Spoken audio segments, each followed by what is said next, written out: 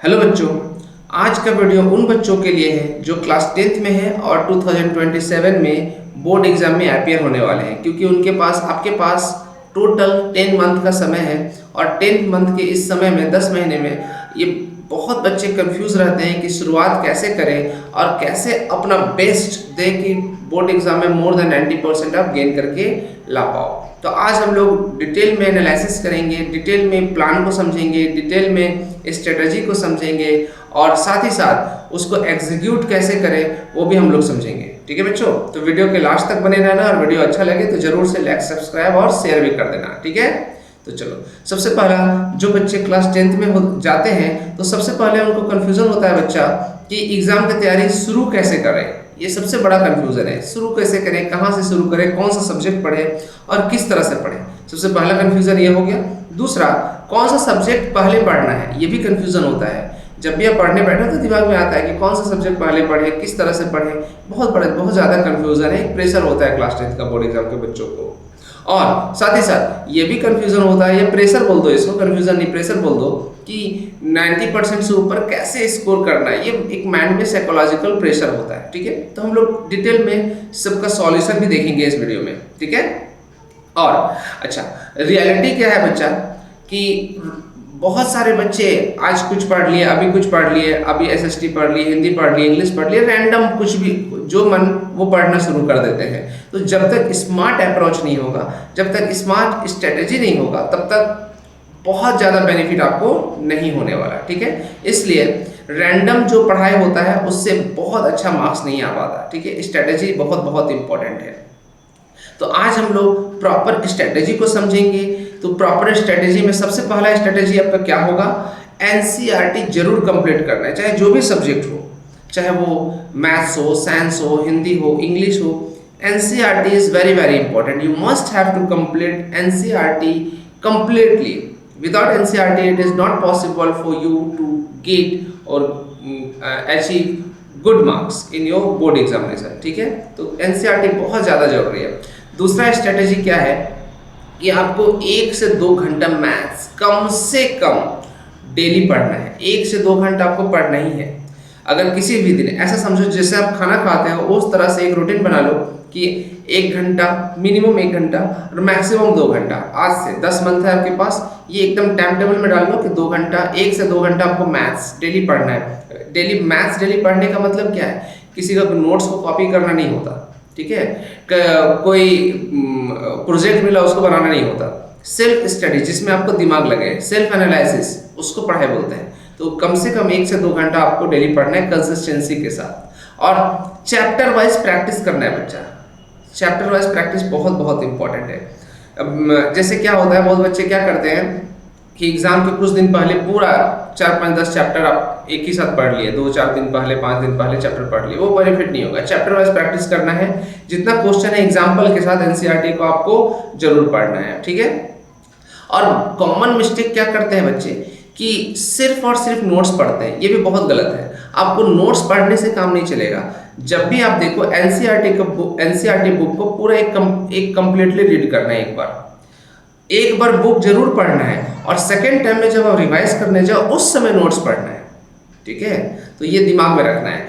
और next mistake क्या होता है कि क्वेश्चन प्रैक्टिस सफिशिएंट नहीं होता है। देखो क्या होता है ना कि जब आप पढ़ लिए, एक बार बुक भी पढ़ लिए, एक बार नोट्स भी पढ़ लिए, जो आपको नोट्स आप खुद से बनाए हुए या टीचर्स के द्वारा दिया गया जो नोट्स है उसको पढ़ लिए, उसके बाद आप sufficient amount of question practice नहीं करते हो, जिसके कारण आपके दिमाग में वो ज़्यादा दिन तक रह नहीं पाता है। इसलिए क्वेश्चन प्रैक्टिस बहुत ज़रूरी है। और सबसे ज़्यादा बच्चे जो गलती करते हैं, लास्ट टाइम सोचते हैं कि पढ़ लेंगे। लास्ट टाइम कुछ नहीं होता। वो लास्ट टाइम वो शॉर्टकट है। पढ़ाई में कोई शॉर्टकट नहीं होता। वो आप मार्क्स ला सकते हो, नॉलेज गेन नहीं कर सकते हो। और जब तक नॉलेज आपके पास नहीं रहेगा तब तक आपको अच्छा मार्क्स नहीं आ पाएगा। समझ में आ रहा है ना? इसलिए लास्ट टाइम पढ़ाई से काम नहीं चलेगा। कंसिस्टेंसी के साथ आज अभी अप्रैल मंथ चल रहा है। अप्रैल मंथ से आप ऐसा सोचो कि डेली आपको समय देना है। एक भी दिन ऐसा नहीं छूटना चाहिए, होना चाहिए जिसमें कि आप समय ना दो या फिर आप आज नहीं पढ़ो, ऐसा नहीं है। कंसिस्टेंट। और देखो आज का गुरु मंत्र जो अभी मैं बताया, कंसिस्टेंसी गुरु मंत्र बता रहा हूँ। कंसिस्टेंसी ही सक्सेस का की है बच्चा। कंसिस्टेंसी मतलब होता है कि रेगुलर आपको पढ़ना है, मतलब जो काम आप कर रहे हो रेगुलर मोड में करो। खाना खाते हो तो रेगुलर खाते हो ना, उसी तरीका से पढ़ना है तो रेगुलर पढ़ना है। ऐसे अगर किसी दिन आपका तबीयत खराब हो गया है, कहीं बाहर जाने को मिल गया और उस दिन आप नहीं पढ़ पाए, तो उस दिन का पढ़ाई नेक्स्ट डे आपको मैनेज करना है, मेकअप करना है। संडे को ज़्यादा पढ़ लो। अगर आपने सोच रखा है कि हमको डेली 3 घंटा सेल्फ स्टडी करना है और कल मीन्स एक दिन या 2 दिन छूट जाता है बीच में, तो जिस दिन आपको छुट्टी होता है मिलता है या फिर जिस दिन आपको स्कूल नहीं होता, उस दिन आप कंसिस्टेंसी के साथ वो जो एक दो दिन जो आपने नहीं पढ़ा था उसको मैनेज करना है नेक्स्ट 2 डेज में। ये कंसिस्टेंसी है, समझ आ रहा है। और डेली पढ़ना है, थोड़ा क्यों नहीं पढ़ो, लेकिन डेली थोड़ा थोड़ा पढ़ो। और थोड़ा थोड़ा से, जैसे बोला जाता है ना, बूंद बूंद से सागर बढ़ता है, उसी तरीका से थोड़ा थोड़ा पढ़ने से बड़ा रिजल्ट मिलता है, बड़ा आप गोल अचीव करते हो, बड़ा आपको एक सक्सेस मिलता है। ठीक है, एक ही दिन, बहुत दिन का भूखा और एक ही दिन एकदम 10 दिन का खाना खा लिए तो आपके हेल्थ के लिए सही नहीं है। इसीलिए थोड़ा थोड़ा पढ़ने से या थोड़ा थोड़ा खाने से अच्छा रिजल्ट मिलेगा, फ्रूटफुल रिजल्ट मिलेगा। दूसरा मोस्ट इंपॉर्टेंट थिंग कि आपको एनसीईआरटी कंप्लीट करने के बाद और कौन सा क्या एक्स्ट्रा बुक भी पढ़ना है, एक्स्ट्रा कौन कौन सा बुक पढ़ना है, इसको लेकर के बहुत बच्चे को कंफ्यूजन होता है। तो इसके लिए मैं बता दूं, आप सबसे पहले एनसीईआरटी आपको पढ़ना है। एनसीईआरटी पढ़ने के बाद जो टॉपिक आप पढ़ोगे, जो भी टॉपिक आपने, जैसे मान लो मैथ्स में रियल नंबर आपने कंप्लीट किया, मैथ्स में रियल नंबर कंप्लीट किया, तो रियल नंबर का क्वेश्चन आप कहाँ से प्रैक्टिस करोगे? तो रियल नंबर का क्वेश्चन आपको काम करना है, सीबीएसई का वेबसाइट में जाना है। सीबीएसई का वेबसाइट में जाना है, लिंक आपको नीचे डिस्क्रिप्शन बॉक्स में मिल जाएगा, वहां से आप क्लिक करना, तो आपको हम सीबीएसई के वेबसाइट में जो चीज़ हम करने बोल रहे हैं वो आपको वहां से आप डाउनलोड कर सकते हो। सीबीएसई के वेबसाइट में जाने के बाद वहाँ previous year PYQ previous year question को 2022, 2023, 2024, 2025 और 2026 का अपलोड हो जाएगा रिजल्ट आने के बाद। तो ये 5 साल का क्वेश्चन जो है उसको डाउनलोड कर लोगे। अब जैसे रियल नंबर का क्वेश्चन आपने जैसे चैप्टर पढ़ लिया, तो आपको रियल नंबर का क्वेश्चन जो भी 2022 का जो क्वेश्चन है रियल नंबर का दिया हुआ है, उसको आप पहले सॉल्व करने की कोशिश करोगे। जब 2022 का क्वेश्चन सॉल्व हो जाता है आपसे, तो फिर आप 2023 का क्वेश्चन, रियल नंबर का क्वेश्चन सॉल्व करने की कोशिश करोगे। ये हर एक चैप्टर के लिए इंप्लीमेंट होगा। सिर्फ और सिर्फ हम एक एग्जाम्पल के लिए आपको बता रहे हैं कि जो चैप्टर आप पढ़ रहे हो, जो टॉपिक पढ़ रहे हो, जो चैप्टर पढ़ रहे हो, चाहे मैथ्स हो, इंग्लिश हो, हिंदी हो, सोशल साइंस हो, संस्कृत हो, जो भी हो, उसमें आप वही करना कि जो चैप्टर आप पढ़ लिए हो, उस चैप्टर का जो प्रीवियस ईयर क्वेश्चन में आया हुआ है उसको खुद से बनाने का कोशिश करना। सॉल्यूशन वाला क्वेश्चन नहीं होना चाहिए।